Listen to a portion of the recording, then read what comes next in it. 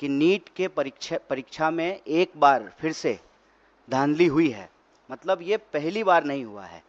और आप अगर इस देश में होने वाली परीक्षाओं को देखें तो लगभग अब ऐसी कोई परीक्षा नहीं है जिसमें धांधली नहीं हो रही है।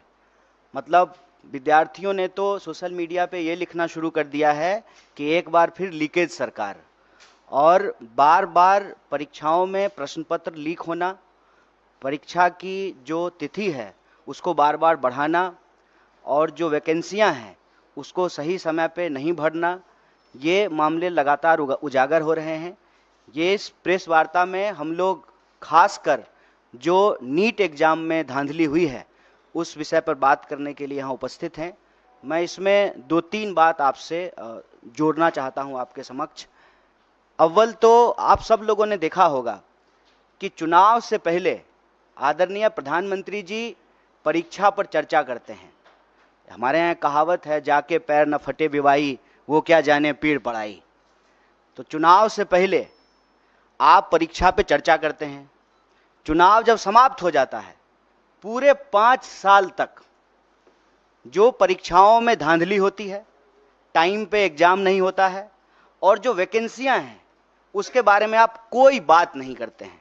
मैं आपकी जानकारी के लिए बता दूं, और चुनाव के दौरान बार बार कांग्रेस पार्टी ने इस बात को उठाया कि 30 लाख पद खाली हैं और कोई ऐसा एग्जाम नहीं है यूपीएससी को छोड़ करके।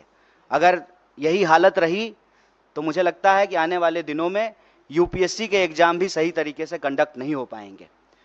जिन एग्जामों में आज तक कोई गड़बड़ी और धांधली नहीं हुई थी, उन एग्जामों में भी गड़बड़ी और धांधली हो रही है। आप देश के किसी भी हिस्से में चले जाइए, जिसको हम लोग स्टूडेंट का सेंटर कहते हैं, अगर आप रांची, पटना, बनारस, इलाहाबाद होते हुए दिल्ली आएँ, फिर आप नॉर्थ से साउथ की तरफ जाएं, कोई भी ऐसा सेंटर जिसको हम स्टूडेंट सेंटर कहते हैं, हर जगह आत्महत्या की घटनाएं एक बहुत बड़ी समस्या बन चुकी है।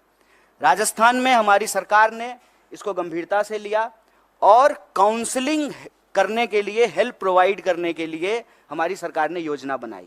और आप सबने देखा होगा, इस बार के भी न्याय पत्र में हम भर्ती विधान लेकर के आए हैं, और भर्ती विधान में हम 3 बात प्रमुखता से कह रहे हैं। एक, सारी वैकेंसी भरी जाएगी। सारी वैकेंसी। बताइए, हर 5 साल में चुनाव हो जाता है। कोरोना के टाइम पर भी चुनाव हो गया, सब कुछ बंद रहा, देश में जनगणना नहीं हुआ, लेकिन चुनाव हुआ टाइम पे। तो जब 5 साल में प्रधानमंत्री बदल जाते हैं, 5 साल में जो है एमपी बदल जाते हैं, एमएलए बदल जाते हैं, मुख्यमंत्री बदल जाते हैं, सब कुछ टाइम पे होता है, तो एग्जामिनेशन क्यों नहीं टाइम पे हो सकता है?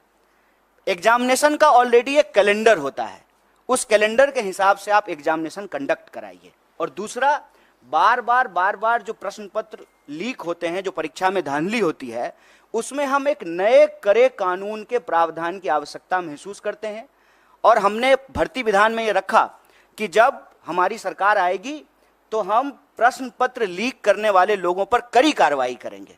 क्योंकि ऐसा देखने को मिला है कि जो लोग शिक्षा माफिया हैं, उनका सरकार से सीधे साठगांठ है।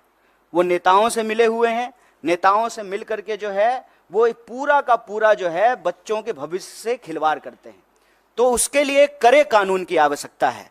मैं आपके लिए एक बात और जानकारी साझा कर दूं कि तेलंगाना में एक बहुत बड़ा मुद्दा बना, और जब तेलंगाना में चुनाव हुए तो हमारी पार्टी ने ये कमिट किया कि हम एग्जामिनेशन कैलेंडर लाएंगे, हम जो है नए आयोग का गठन करेंगे, समय पे जो है एग्जाम कंडक्ट कराएंगे, और कोई भी गड़बड़ी करने वाले किसी भी नौकरशाही के ऊपर, किसी भी जो है कर्मचारी के ऊपर कड़ी कार्रवाई करेंगे।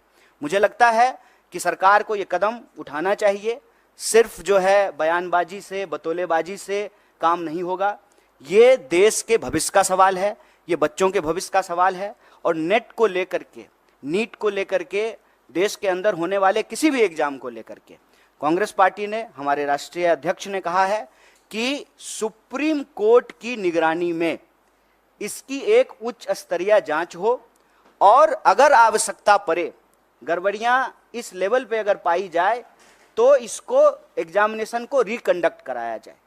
अगर जो लोग कंप्लेन लेकर के गए और कुछ लोगों का नंबर जो है 720 में से 720 कर दिया गया, तो बाकी लोग जो भी कंप्लेन कर रहे हैं उसकी भी सुनवाई होना चाहिए, उसका रिड्रेसल होना चाहिए,